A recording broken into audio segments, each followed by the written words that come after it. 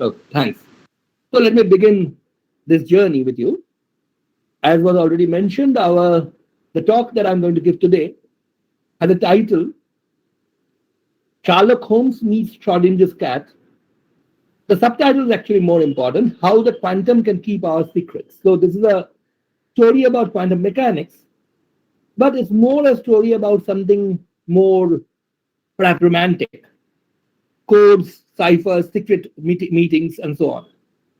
So to begin with, let's literally start with Sherlock Holmes. Frankly, I would have loved to read out the entire story to all of you, but I've only 40 minutes, and the story is not a very short one. But I'm pretty sure many of you have already read this story. If not, you should definitely. It is called The Adventure of the Dancing Men. And here, somewhere near the beginning, it goes like this: Holmes held up the paper so that the sunlight shone full upon it. It was a page torn from a notebook. The markings were done in pencil and ran in this way.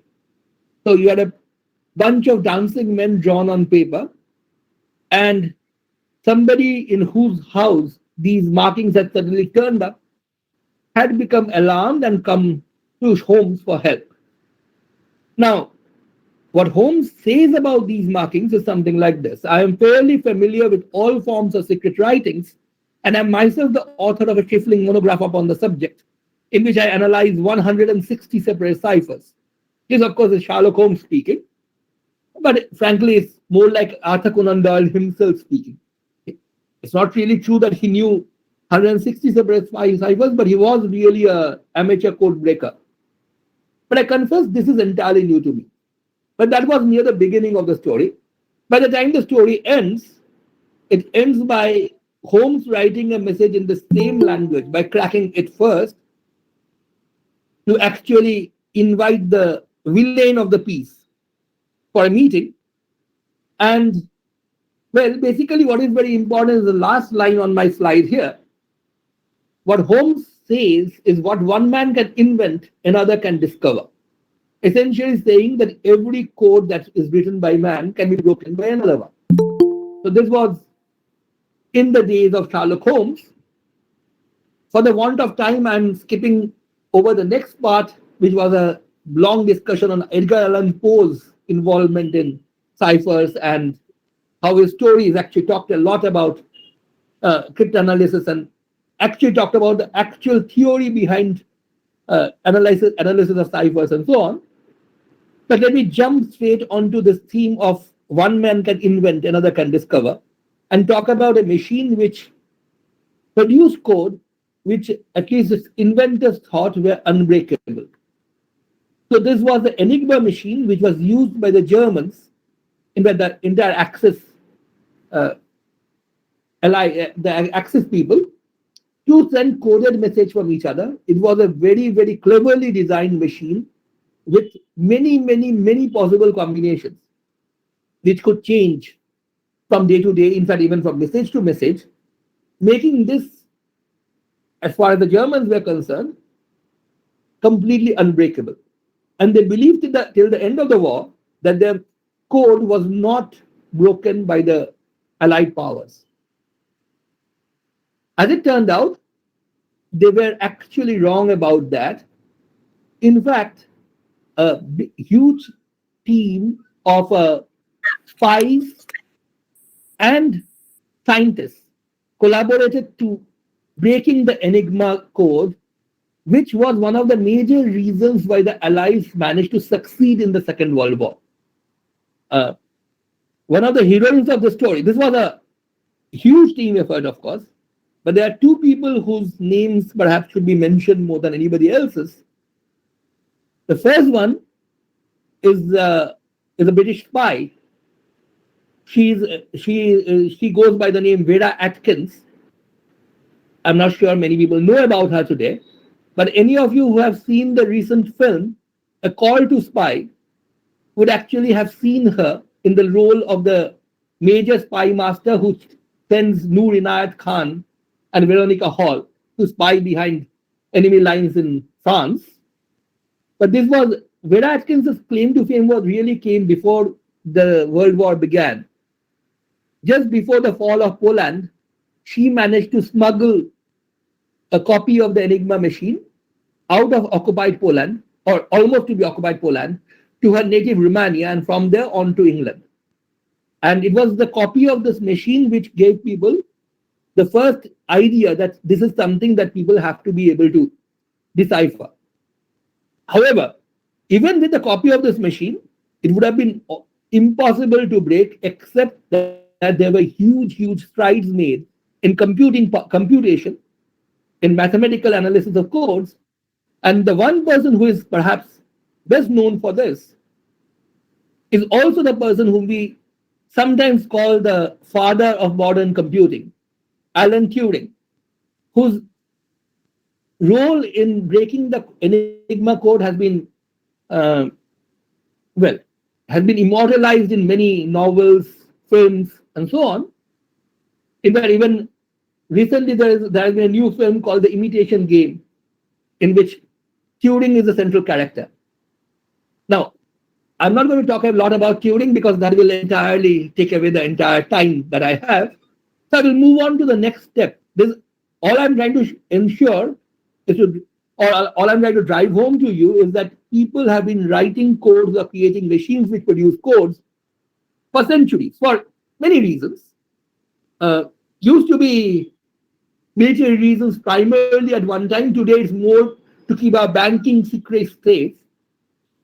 But the basic idea has been codes which can be written can also be broken. Now quickly let us come to a code which is something which is almost behind most of cryptography that is done today. Almost all our banking transactions, etc., are protected by a code which is either this one or a derivative. This is called RSA.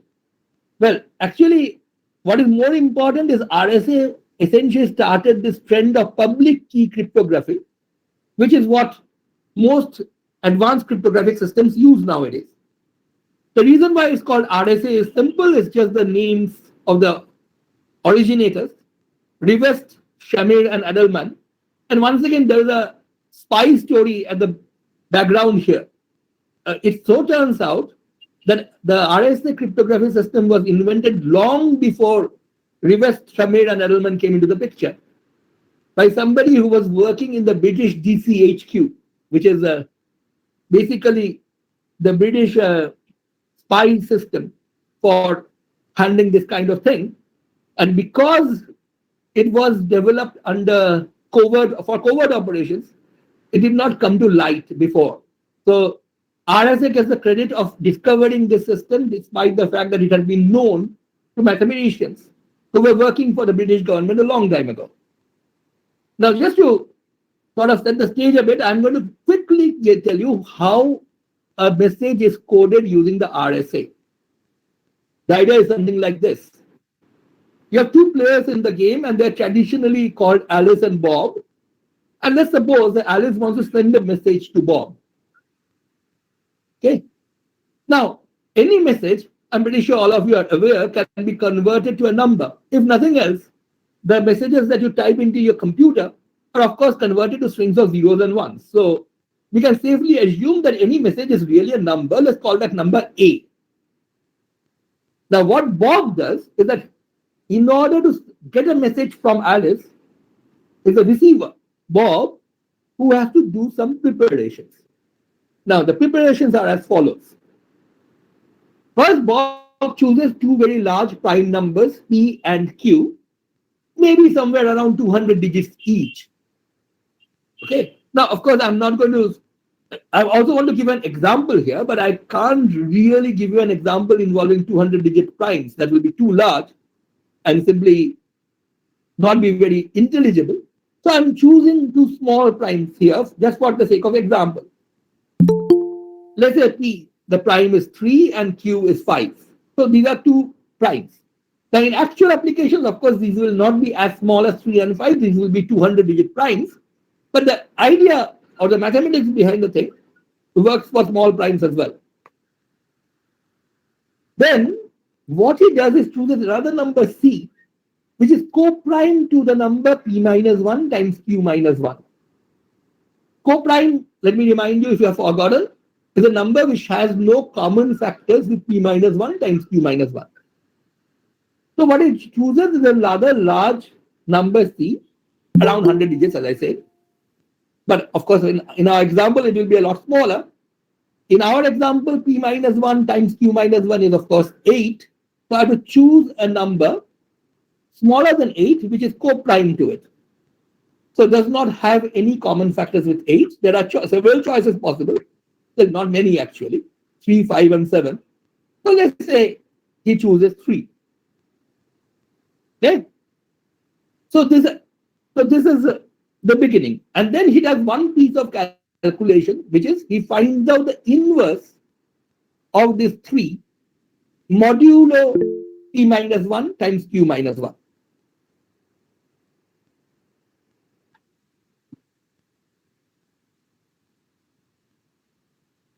Okay, I need some cues from time to time to know that I'm still connected, because once I go full screen, I can't really see what's going on. So, Shataki, I hope if I get disconnected, you will call me and let me know. Yes, I will do that. So far, it's fine. Okay, thanks. Okay, so the multiplicative inverse d has to be calculated. What that means is simply you find an integer, which when you multiply by c gives you 1. Now that may sound strange because no integer multiplied by 3 can give you 1. But we mean 1 modulo p minus 1 times q minus 1. That is, I want a number which when multiplied by this c, in this our example 3, gives you 1 as a remainder when you divide by p minus 1 times q minus 1. And that's very easy to figure out. In fact, it needs a bit of number theory here, and many of you may be already aware of this. Number theory guarantees that in this situation, there is a unique multiplicative inverse within this set of all numbers from 1 up to p minus 1 times q minus 1 for a number c which is co-prime to p minus 1 times q minus 1. And it's obvious, and in this case, it's rather easy to figure out. You can easily calculate this and show that this is actually 3 in this case. Again, this 3 happens to be the same as C. So in this particular kind of mathematics, 3 is self-inverse, modulo 8. Just to check, if you multiply 3 by 3, you get 9, which is of course 1 modulo 8. Modulo means just take the remainder. So this is the preparation that Bob has to do. And what he does after that is that he tells the whole world 2 numbers. One is the product of the 2 primes he has chosen, n, which is pq, and c. These 2 numbers are given to everybody. So maybe he writes them out in a telephone directory or something. Actually, nowadays it's written on, not written, but it's stored in his computer. And anybody who wants to send him a message can actually easily find out what this pair is. So this is called Bob's public key. Public because it's known to everybody. Everybody knows this. There's nothing secret about this. So how does Alice send a message to Bob? Okay, one important point. Bob has to keep D, the multiplicative inverse of C, private. Okay, in this case, D of course happens to be the same as C, but he does not disclose the value. He keeps the value to himself. Now, when Bob is to receive a message from Alice, what Alice will do is something like this. Let's say Alice's message is 7. That's again an example. Of course, the real message will be a lot longer. So first, she will have to look up Bob's public key. So she will have to find out the pair of numbers N and C from a public directory somewhere, maybe on the internet. So in our example, Bob's public key is 15, the product of P and Q, and C, which is 3. So this is Bob's public key, which Alice will use. So what she will do is raise A, her message, to the power C, and do it modulo N. Right? So in this case, he will raise 7 to the power 3 modulo 15. So 7 to the 3 direct calculation shows is simply 343, and you throw away 15s and just find out the remainder after that, is easy to see that the remainder is 30. 330, of course, is divisible by 15. 13 is the remainder. So this B becomes Alice's message. So simple. Take your actual message, which is the so-called plain text, the thing that you want to send, raise it to the power of the second power C, which is a part of the public key, but do it modulo n. So you use both parts of Bob's public key to do this. And once you have created the message, you just send this message, which is called the cipher text. So 7 was a plain text, the message that she wanted to send. B here, namely 13, is a cipher text which gets sent to Bob. And now Bob has to decode it.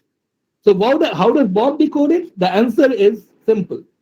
Bob must calculate B to the D modulo n. Remember, D is something which Bob kept to himself, did not disclose to anybody else.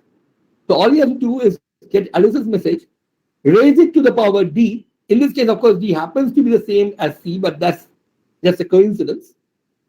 So what he has to do is he has to raise 13 to the power 3 modulo n again, modulo 15. So 13 to the 3 is 2197, straightforward calculation, but you don't really have to calculate it do this long calculation anyway. There are tricks which can reduce the size, but the important thing is when you take the remainder of 2197 with respect to 15, the answer is 7, which is the original message. So this is how RSA works. Of course, RSA actually works with much larger numbers, but this is the basic idea. Okay. So now, note the important thing is, why is this such a big deal? Why does anybody care about RSA? This seems like a very simple piece of mathematics. The important thing is it's asymmetric. Its encoding here is done via public key, so that anybody who knows your public key can send you a message. Funnily enough, once somebody has encoded the message, that person will never be able to decode it back. So if you have written a complicated message, encoded it, and then deleted your original message, you cannot get it back from the ciphertext unless you know the secret key which Bob has. Decoding is done by a private key. So encoding via public key, decoding via private key, and as long as Bob knows the private key and nobody else does, there is no problem. Only you, meaning only the person who is actually meant to read the message, can read the message. Now, the real question is, this whole process seems to be rather trivial, right? All the world knows N, which is the product of P and Q, and C. Of course, how do you calculate the private key? All you have to do is find out the multiplicative inverse of C, which everybody knows, with respect to P minus 1 times Q minus 1. Now, everybody knows the product of P and Q, just 2 primes multiplied together. Why can't we calculate D from this, from whatever everybody knows? We could, of course, if only we had the means to factorize N to find out P and Q. Now, this might surprise some of you, because from our childhood, we have learned how to factorize numbers. But I'm pretty sure as a child, you found factorization difficult. And maybe you got scolded for that by your teacher. I don't know. I found factorization difficult.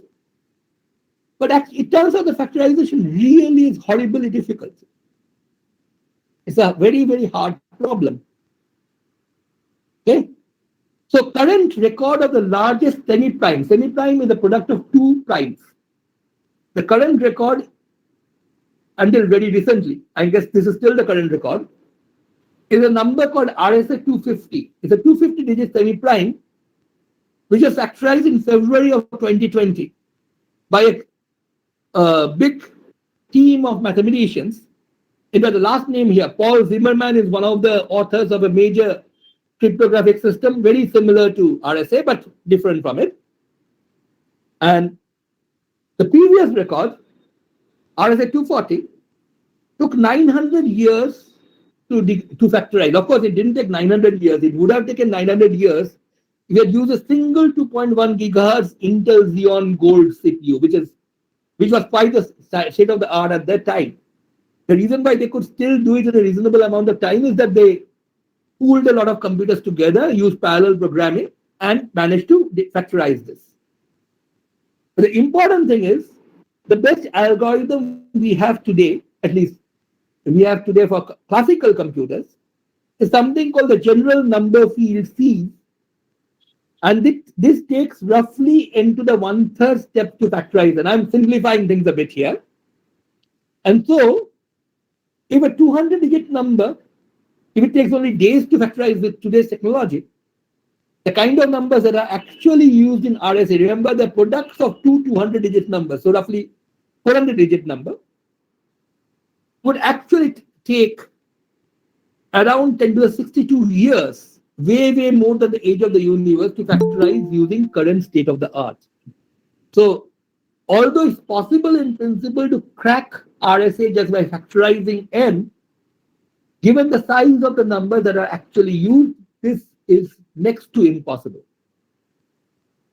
It is next to impossible in standard amount of time. Now, one person actually showed us a way of being able to actually solve things like this, to be able to factorize very large numbers or solve other problems which classical computation finds impossibly hard to do. And like many other wonderful things in physics, Feynman got there first, and Feynman was talking essentially about trying to simulate natural processes using computers. And there he had this idea that if you want to really simulate natural processes, which are quantum mechanical in nature, what you really need is to harness the power of quantum mechanics to do the computation. You cannot really handle nature properly by using classical computers. You need the power of quantum computation. Well, the basic idea behind that was laid a long time ago by Erwin Schrödinger, and I'm pretty sure most of you know this beautiful equation, which is the central equation of all of quantum mechanics. But the reason why Schrödinger's name is more important for us is another thing which almost everybody knows about. In fact, that was part of our title, the Schrödinger's cat. In an article published in 1935, I'm not trying to make a fool of myself and I will not try to pronounce the German name here, but it's not really very difficult anyway. But still, in this article, he described his famous thought experiment in which he talked about a cat which, under the circumstances of the experiment, could be thought of as in a superposition state of being dead or alive. Those of you who do not know about Schrödinger's cat, please read up on it. It's one of the most fascinating things in modern science. But the important point is, you can have systems which can be in superpositions of two different states. And today, what we do is harness the power of this kind of quantum superposition, and we are trying to make practical computers using that. So what we deal with are things called quantum bits. You know that bits are basic units of computing. They can either be in a state 0 or in a state 1. The quantum bit can be in a superposition of two states at the same time. And because of this superposition principle, quantum computers which directly use these quantum techniques, they have immense computing power. Well, immense computing power, provided you can harness that properly, is really a difficult thing to do. But one of the important results which came out of quantum computing very recently is that quantum mechanics became a threat to the RSA, this RSA cryptographic system, which, remember, is at the heart of almost all our cryptography today. So all banking, all diplomatic transactions, everything could be threatened if you could break the RSA code. Well, the person who was instrumental in that is somebody called Peter Shor, who gave us an algorithm using a quantum computer. Okay, I'm not going to explain this quantum circuit to you. This is standard part of quantum information theory course, Shor's algorithm. I'm not going to explain this simply because this would take me at least 2 lectures to cover, if not more. In fact, it will take me more because I will also have to give you the background. But the basic idea is you can build up simple quantum systems, which in the end of the day will be able to, with a very high probability, give you factors of an input number. And along with his wife Jennifer and Peter Shor sort of advertised this in the form of a limerick, which went like this: if computers that you build are quantum, the spies of all factions will want them, our codes will all fail, and they will read our email till we have crypto that's quantum and dawn them. By the way, this was announced in an actual scientific conference. This particular limerick was read out, and in that very conference, Volker Strassen replied to another limerick. So quizzes do have fun. They are not all very serious types. So Volker Strassen wrote, to read our email, how mean of the spies and the quantum machine, be comforted though they do not yet know how to factorize 12 or 15. That was because at the time when Peter Shor wrote this, the biggest quantum computer that could be built could only handle numbers as small as 12 or 15. In fact, not even that. But this was 20 years ago. Today's quantum computers have advanced a lot. At least the public ones that we know about can handle up to 20 qubits. So numbers of the size 2 to the power 20, which is still a long, long way from a 400-bit prime, which we need to be able to crack RSA properly. But with rapid advancement of technology, the day is not far when quantum computers become strong enough to seriously challenge RSA. At least that's a fond hope of anybody who is in this business. One of the major goals would be to be able to build a computer that is strong enough to threaten all cryptographic systems in the world. In fact, conspiracy theories would have you believe that has already been done.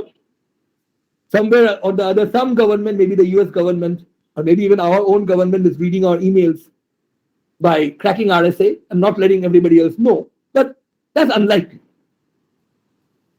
However, the important point is this. The quantum here taketh away our power of coding, but it also giveth. That's a biblical quote, in case anybody missed that. Well, okay, let me just maybe, how long do I have? At this point? You have another 25 minutes for sure. 25 minutes, that's great. Okay, thanks. Okay, I hope this is not going too fast, or I'm actually going a bit fast, but I hope this is okay. Anyway, so the point is, if long ago we had found out that there is one cryptographic system which is completely unbreakable. And it was found out long before quantum mechanics came into the picture. There's something called a Vernam cipher, named after the person who first talked about them. And they also go by the name one-time pads. The basic idea is two people, the one who wants to send the message and the one who wants to receive it, will both have a one-time pad that is identical copies of the same pad, full of random numbers. Okay, the one which you can see on your screen does not have numbers, it has letters, but basically the same idea. This is an actual one-time pad which was used in actual spying one time. So the basic idea is, for one message, you use a top sheet of your pad. You write your code using that. When you send the message, the receiver has an identical copy of the pad, so he knows exactly what code you used. He uses that to decode. The important point is this code is completely random. So if somebody else does not have a copy of the pad, that person will never be able to decode this message. So this is a provably secure system, in the sense that there is no way anybody who does not have the key, this access to this one-time pad, will be able to actually read these messages. So let us just give a quick view of how people can use this. So instead of letters, we are using random numbers, and let's just say random binary numbers. That keeps things simple. The key is some random string of numbers which both our protagonists, both Alice and Bob, share. So Alice has this random key 1000110111. Bob happens to have an identical copy of that key, where nobody else presumably does. Okay. So this key has to be at least as long as the message that is being sent. Now the message, as I said, has to be a number. So Alice writes out a number in binary again, just below the key. And what she does then is uses something called XOR. I'm sure most of you know what XOR is. It's the exclusive OR that people study about in Boolean algebra. The important point, okay, the basic definition is wherever the key and the message differ, that is, key is 1, message is 0, or key is 0, message is 1, the output is a 1. Whenever the key and the message match, the output is 0. So here the ciphertext will be something like this. The first 2 bits, key is 1, message is 0. So cipher is 1.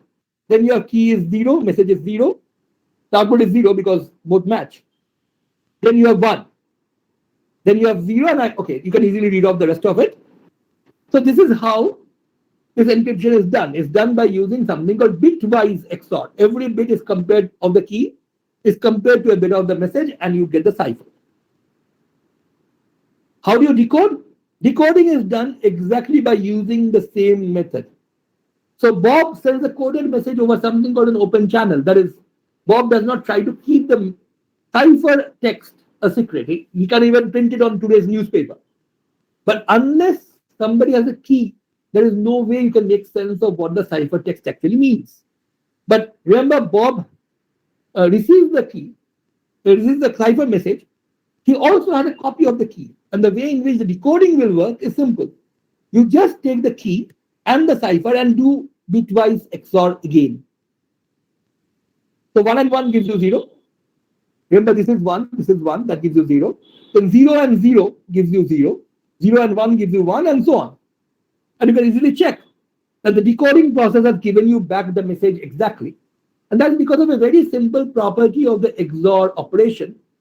A XOR B, XOR with B, is actually back to A. This is something which can be a nice exercise for people who know Boolean algebra. It's a trivial 2-line calculation. That XOR actually is self-inverting. So once somebody has the key, he can easily break the cipher and go back to the original message. But if you do not have the key, then you have no chance, because the key could be any one of the random strings of zeros and ones possible. Okay. So an eavesdropper, somebody who has learned what the cipher message is, maybe the cipher message is printed on today's newspaper. I can just take it. Anybody can look at the newspaper and know what the cipher message is. But if I don't have the key, I have no chance of deconstructing what the original message was. So now the question might come, if this is so simple, and if this has been around for a long, long time, what has quantum mechanics got to do with it? Actually, just a bit. Let me just try to explain that. There is one problem with the one-time pad, however. Though it's probably secure in the sense, it's only secure if something happens. Two parties must share a common pad, and now delivering the pad and keeping it secure, ensuring that nobody takes a look at it and finds out what is written there, becomes a major issue. Especially if this is wartime and you want to send a message to somebody behind enemy lines, getting the key to that person would be difficult because it has to be done physically. Now, extraordinary measures have been used for this. People, for example, have rolled up one-time pad pages in a walnut kernel and sent that again. In fact, this is again a genuine picture of something that was actually used in warfare. But the important thing is to be secure, the key has to be known only to legitimate parties and used only once. If the same key is repeated over and over again, then by standard cryptographic techniques, you can actually break the message rather simple. So the whole point is one message uses one key, the next message will use another key, which is why you have to have a ready supply of keys one after the other. In fact, reuse of the same key by the Soviet intelligence allowed American Venona project to decrypt many messages during the Second World War and during the Cold War. By the way, despite the fact that Russia and the US were on the same side in the Second World War, they actually kept on spying on each other during that time. And of course, this continued into the Cold War. Most of the people in the Venona project were women because they were the ones who supposedly had enough concentration to be able to do the hard work involved here. Anyway, what do we need really for this one-time pad to really succeed? What you need is a way to securely distribute a random key between two legitimate parties and to ensure that an eavesdropper should not be able to intercept the key, and any attempt at doing so, any attempt at intruding into this process should be detectable. That is, if somebody has managed to look at the key or even try to look at the key, this attempt should be something which can be detected by both parties so that they will not use that particular key any longer. But this is where quantum mechanics gives us a way. And this very often is called quantum cryptography, but it's not. It's actually quantum key distribution. The only thing that quantum mechanics does here is allows you to pass the key from one user to another without possibility of intrusion. So it's really QKD and not quantum cryptography, although quantum cryptography is the popular name. Now, I will skip some of the history because I am short of time, but basically, Stephen Kleisner came up with some of the basic ideas here, and based on his work, which was published only in 1983, two people, Charles Bennett and Guy Brassard, proposed the first quantum cryptography protocol. As I said, this is really quantum key distribution, but it's called quantum cryptography. And this was called the BB84 protocol simply because B and B were the two people's names, Bennett and Brassard, and 84 from the year 1984. Well, this was at a theoretical level, but in 1989, Bennett teamed up with Leo Smolin, and they actually produced the first experimental distribution of quantum key distribution using the setup that you can see on your screens right now. More advances occurred. Arthur Eckart, for example, came up with another protocol which uses another very, very important concept in quantum mechanics called entanglement. This is a whole story in itself. Could be several lectures, but I'm not going to go into that right now. What I'm going to describe to you is a protocol which Bennett came up with. Charles Bennett, the same Bennett as in Bennett and Brassard, but he came up with it again with another one in 1992, a simpler one. It's called the B92 protocol. The picture you can see here is actually Eastern Zonal Cultural Center in Calcutta, where a few years ago Bennett had come, before the pandemic, of course, to give a lecture. Here you can see Bennett speaking to a few of my colleagues. Okay. So using the B92 protocol, let me just quickly try to describe this protocol to you. Again, Satyajit, how long do I have now? Another 12-14 minutes. Okay, good. Using the B92 protocol, two friends, Alice and Bob, can establish identical random keys. This is the basic idea. The keys have to be exactly random, but the key which Alice has to be the same as the key which Bob has. And if somebody else, who is traditionally called Eve in this business, no disrespect to women here, but eavesdropping, Eve, that's the nomenclature that's used. If Eve tries to intercept the key, she will not be able to recover all of it. Number one, she can only at best get a part of it. And more importantly, the two friends involved here will be able to detect that she has actually tried to intrude and hence will not use that key any longer. So the basic physics which is used here is something which almost everybody knows. If you have two polarizer sheets which you keep next to each other, one of them you call the polarizer, the other you call the analyzer. I'm sure most of you know that as one polarized sheet is rotated with respect to another, the intensity of the transmitted light changes from high to low, and when they're exactly at right angles, no light goes through. Okay.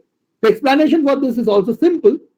Light is a transverse electromagnetic wave. If you look at the electric field vector, is and if it once it passes through a polarizer, the electric field vector is horizontally polarized. That is, it oscillates only in the horizontal plane. That is along one plane, which is shown here.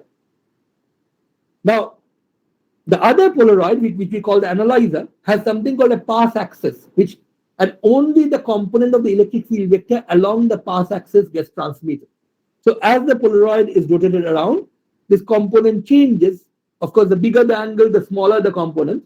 And that's why less of the electric field vector gets through. And since the square of the electric field is proportional to the intensity, E, of course, is E0 cosine theta.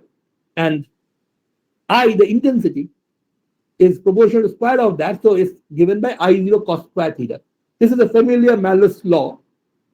In particular, for diagonal polarization, that is when the analyzer is at a 45-degree angle with the polarizer, cosine square 45 degrees is half. So 50% of the light intensity passes through the polarizer-analyzer combination. So that's something which is basic physics. I think everybody who has done class 12 should know this much. And of course, when the angle is 90 degrees, I becomes 0. So no light goes through. So this is familiar application of the transverse wave nature of light. By the way, by another happy coincidence, today happens to be the birthday of Maxwell. I don't mean Glenn Maxwell, of course, that's in October. I mean James Clerk Maxwell, the person who gave us the wave theory of light, among an unification of the ideas of electromagnetism. So it's rather nice that I'm talking about this on Maxwell's birthday. But anyway, Maxwell's theory, which was classical, gave us a very nice understanding of Malus law. All you have to do is look at the component of the electric field vector, and the component tells you why the intensity is getting smaller as you rotate the analyzer. However, how do you understand this in terms of the quantum theory? In quantum theory, light is a stream of photons. And photons, for example, when you have a 45-degree angle between the analyzer and the polarizer, light intensity cuts by 50%. Does this mean that the photons break up and only half a photon goes through? Of course not. Photons cannot be broken up. So what happens is when you pass this through this 45-degree pi/4 combination, it's not that the photons break up in half. Roughly half of the photons go through. The other half gets blocked. So energy of a given photon doesn't change, but half of the photons are coming through. So the energy that you see on the other side becomes one half. Now, this is an inherently quantum mechanical process in the sense that you can never say for sure which photon is going to go through, which photon is not going to go through. Okay? But once you send a stream of photons, you will find at the end of the day, half of them will go through, half of them will get blocked. So even if you send them one photon at a time, all you can say, when they're coming in all at a go, you can say half of them go through. But what happens when one of them comes in? All you can say here is that the probability of a single photon coming in is 50%, going through is 50%, and getting blocked is 50%. And that's it. Nothing more can be said. Quantum mechanics doesn't allow you to say anything else about what will happen in a given photon. But what it gives you is a statistical picture here. So this is an entirely random process. No prior prediction is possible for a single photon. And the ones which go through actually change the state. Now that's also easy to understand because after it goes to the final polarizer, what comes out is polarized along the path axis of that polarizer. So in this case, if the incident photon had a horizontal polarization, the one which comes out has to have a 45-degree polarization. That's it. So this is the polarization version of what is called the collapse of the wave packet. You had all possible directions as a possibility, but once you go through the polarizer, it can only come out in one particular state. Measurement of the state of the polarization by the polarizer has made the wave packet of the photon collapse. Okay, this is less dramatic than the wave function collapsing at a single point, but the physics is the same. Now, how do we use this very simple quantum mechanical principle to actually send coded messages? Again, not coded messages really, but keys. So in the B92 protocol, what happens is Alice and Bob generate two independent random streams of zeros and ones. So they are sitting on the computer, they have asked the computer to produce long sequences of zeros and ones, independent, completely random. Okay. So there is very little chance that they will come up with the same sequence. In fact, you can easily figure out there's a 1 in 4 chance that a given bit will be the same. Okay. Sorry, 1 in 2 chance of that a given bit will be the same, and a 50% chance that they will be different. Now, what Alice does is Alice uses her random string of bits to send a polarized photon over to Bob. So what she does is, if her bit is 0, then she sends a photon polarized horizontal. Okay, as you can see here. And if her bit is 1, she produces and sends a photon which is polarized diagonal. Okay, so that's Alice's job. Bob's job, on the other hand, is setting up an analyzer through which the photon will pass. And what Bob does is sets his analyzer according to his string of random numbers. So if his string of random numbers shows 0 at a particular position, for that time, what Bob is going to do is use a diagonal pass axis. He will set his pass axis of the analyzer diagonally. But remember, this diagonal is 90 degrees to the diagonal state of polarization which Alice set. And when Bob's bit is 1, he will set a vertical polarization. He will set the analyzer with the pass axis vertical. Now this seems a bit strange because remember, Alice bit 0, horizontal polarization. Bob bit 0, pass axis set diagonally. Alice bit 1 sends the photon with the polarization which is at 45 degrees. Bob bit 1 sends the polarization which is vertical.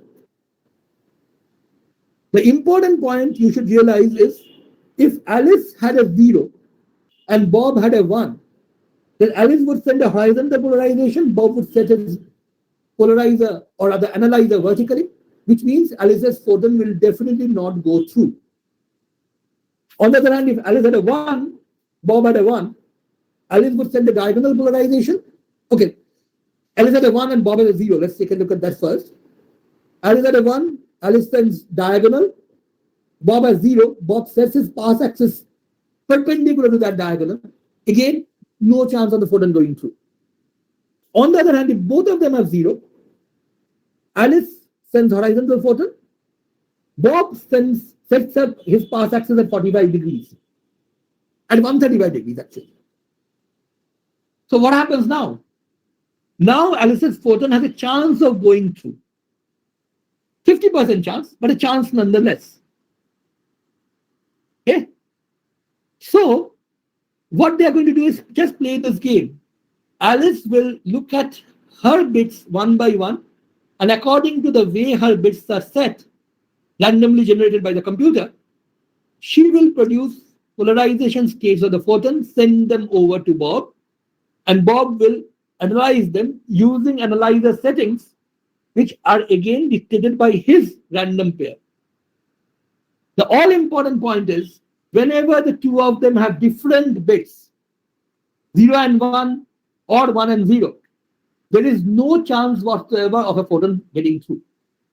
Only when they have the same bits can the photon go through. Even then, there's only a 50% chance of it going through. But then, that's fine.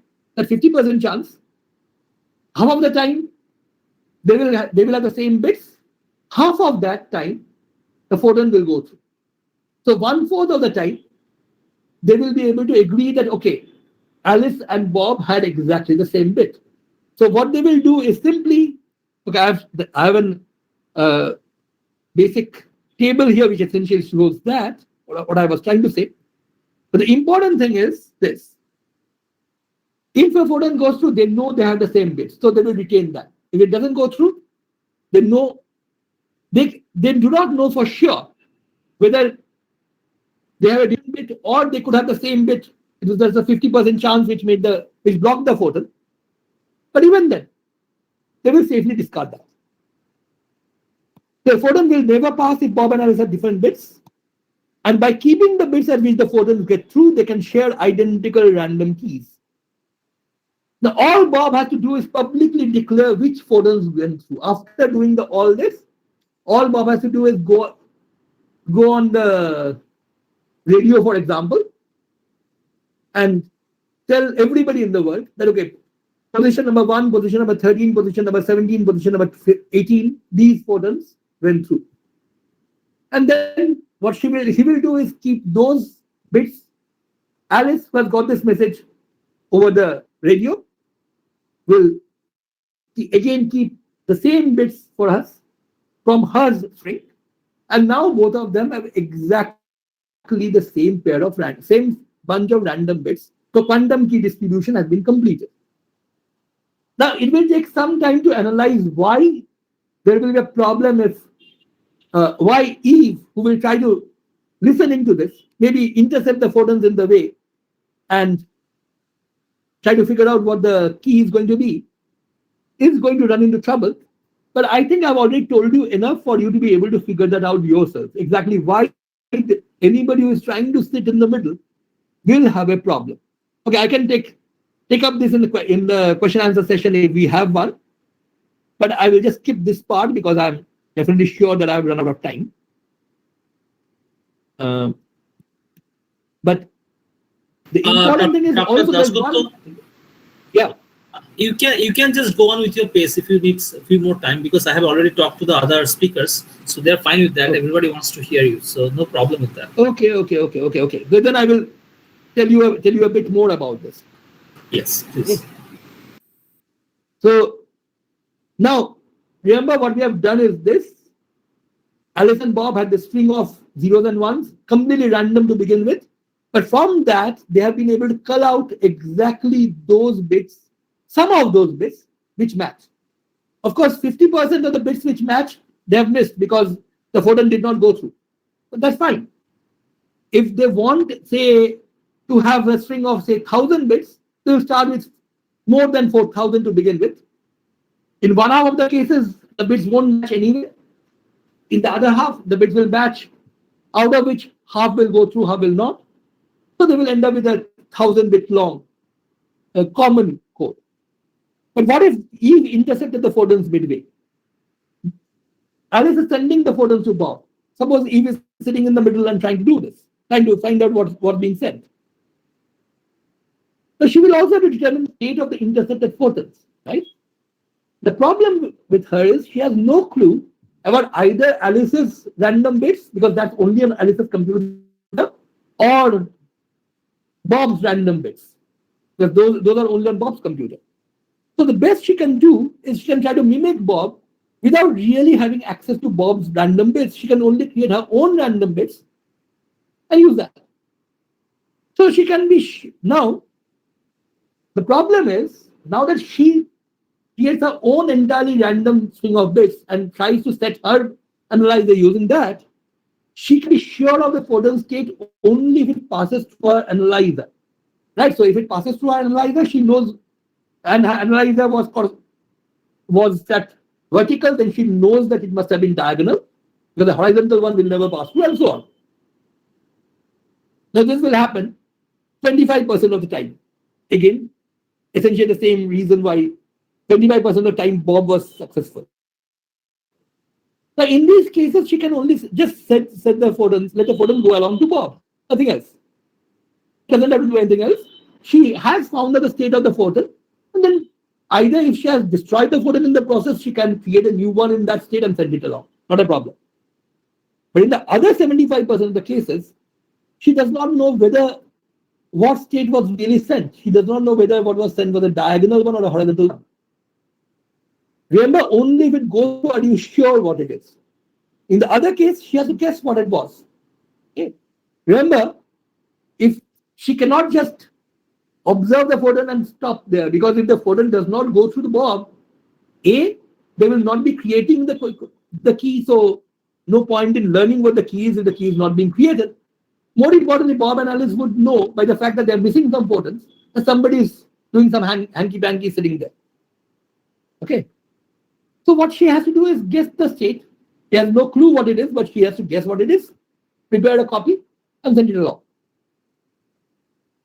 Now, this is a mathematics which is very simple probability theory. So I will urge all of you to try to figure this out. By doing all this, she can be at best sure of only 1/16th of the actual key. But 1/16th of a whole key, if the key is actually used, is quite a lot. In fact, knowledge of less than that part of a key has enabled clever cryptanalysts to break actual codes. Okay, wars have actually been won on less than a 1/16th of a whole key. But the important thing is Alice and Bob now share a key which is partly compromised. Part of it is known to Eve. But what saves them is not that Eve can learn only 1/16th of the key.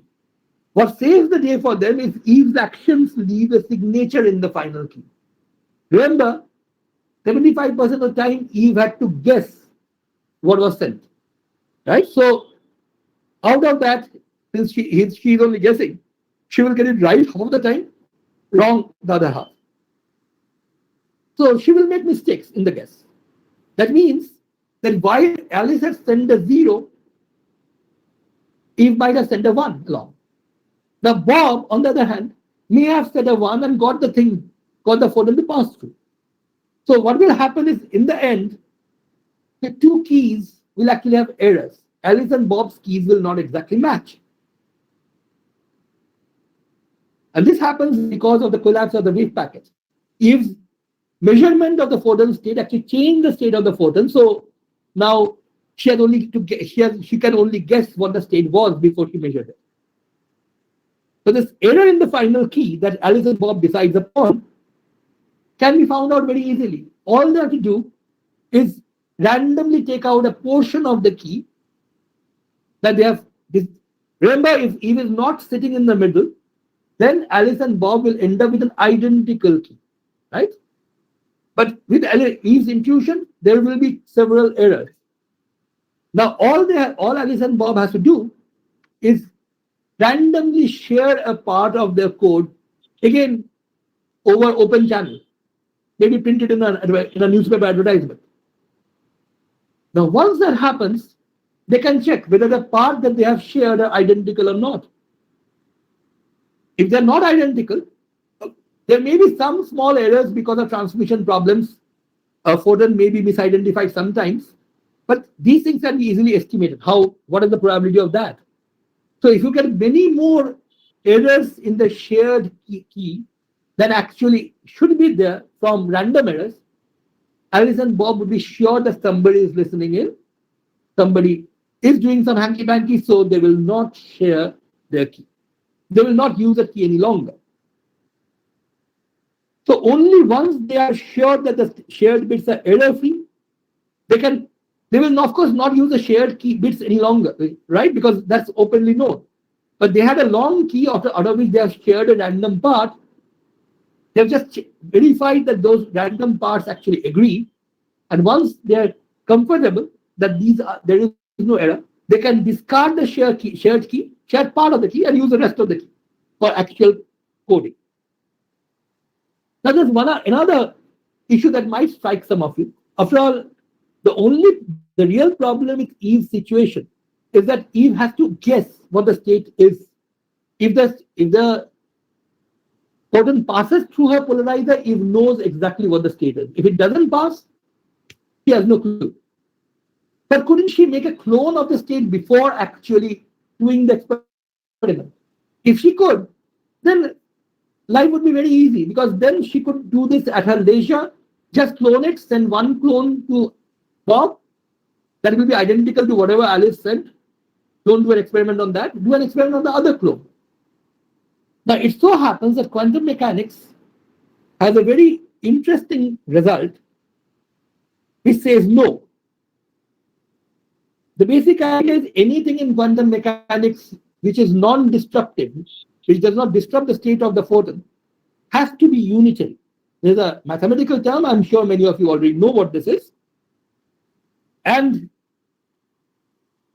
there is a standard theorem in quantum mechanics, which is not there in our undergraduate courses, simply because our undergraduate courses are not geared towards this.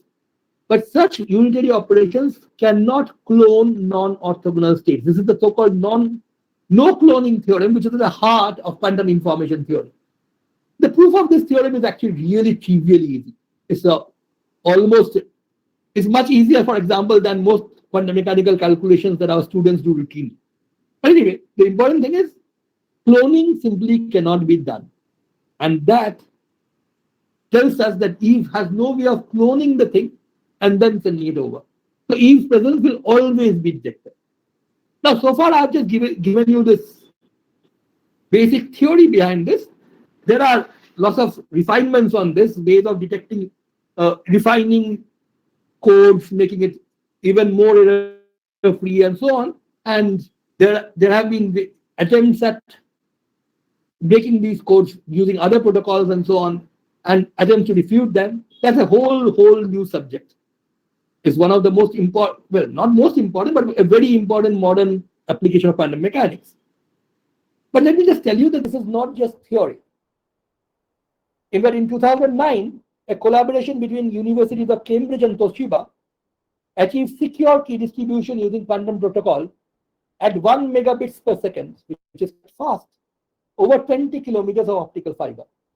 This has come a long way from Leo Smolin's experiment, which was done on a tabletop. In 2017, a Chinese team achieved key distribution by entangled photons over 1200 kilometers. So that's a big distance.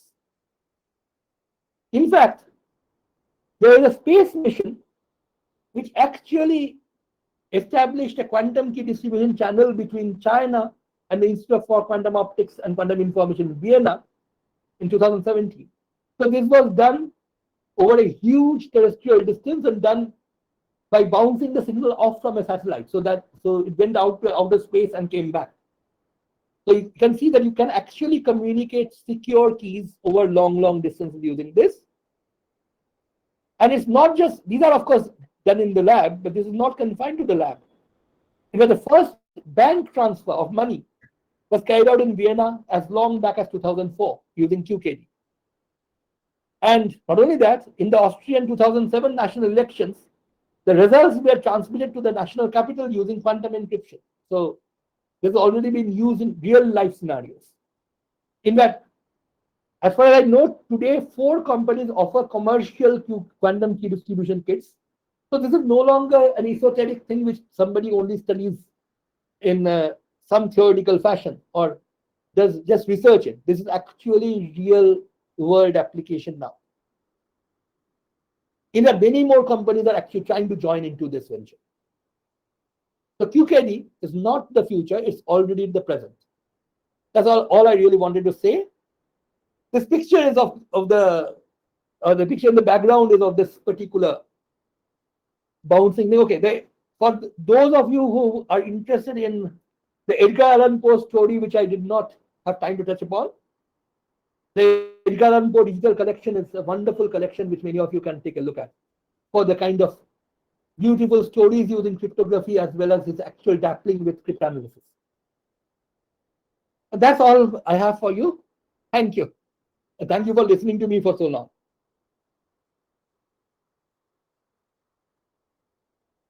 Thank you so much, Dr. Dasgupta. That was a very nice talk. Starting with the Allison problem, just went long way, and few of the things I understood, few of the things I didn't understand.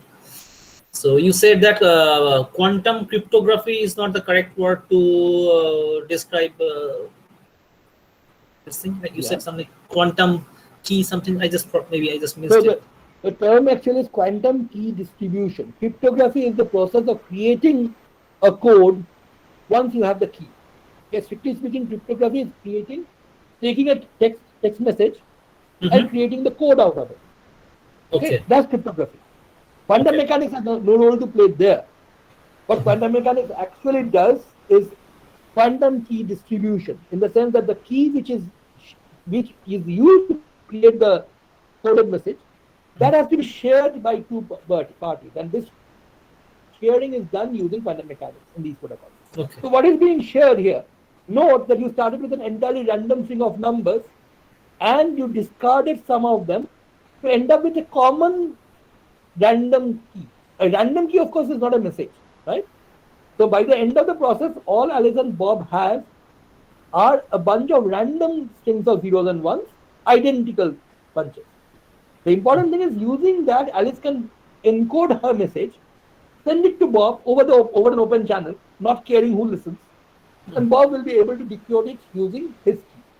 So there's a key distribution part which is done using quantum mechanics. That's QKD. And that was nice. The thing where you just continued with that polarization example and then putting that on the Alice and Bob problem. Yeah, So, but anyway.